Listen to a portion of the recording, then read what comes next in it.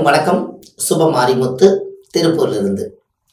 உங்களுடைய வாழ்க்கையில இந்த வருஷத்துல ஒரு நல்ல மாற்றம் இந்த வருஷம் எப்படின்னு பார்ப்போம்.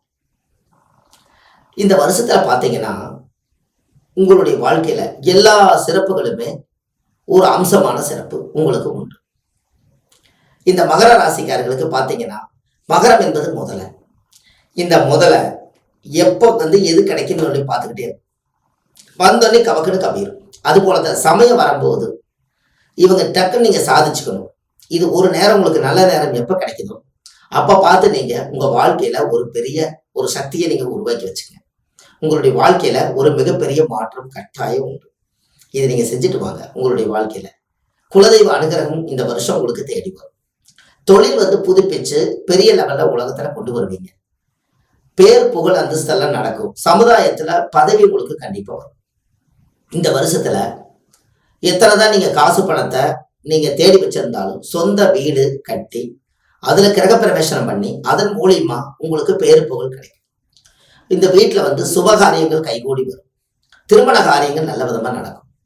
கரு உருவாகாம இருக்கக்கூடியவங்களுக்கு கரு கண்டிப்பா உருவாகும். தெய்வ அனுகூலம் இல்லாம இருக்கிறவங்களுக்கு தெய்வ அனுகூலம் கிடைக்கும். இந்த வருஷத்துல உங்களுடைய ராசி மகர ராசி.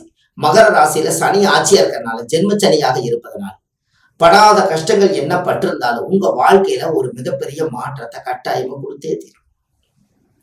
எல்லா தெய்வ அனுகிரகங்களும் உங்க ராசிக்கு கட்டாயம் சேரும்.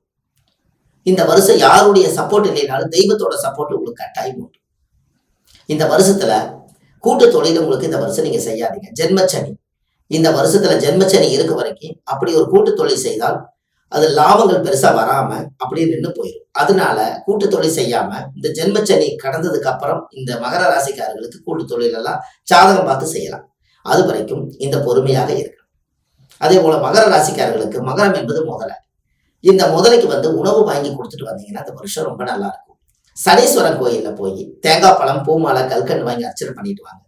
திருநள்ளாறு கோயிலுக்கு வாழ்க்கையில ஒரு முறை நீங்க போயிட்டு வாங்க. குச்சனூர் ஒரு முறை நீங்க போயிட்டு வாங்க. இதெல்லாம் போயிட்டு வந்தாலே இந்த வருஷம் 2022 புத்தாண்டிலே ஒரு வாழ்க்கையில ஒரு மிகப்பெரிய மாற்றம் உங்களுக்கு ஏற்படும். ஏற்கனவே நீங்க வாழ்க்கையில எல்லா கஷ்டத்தையும் நீங்க தாண்டி வந்தாச்சு.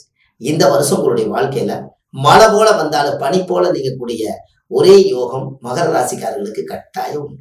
கண்டிப்பா இந்த வருஷம் உங்களுடைய வாழ்க்கையில நீங்க நினைச்ச வடிவம் எல்லா காரியமும் நல்ல விதமா நடக்கும்.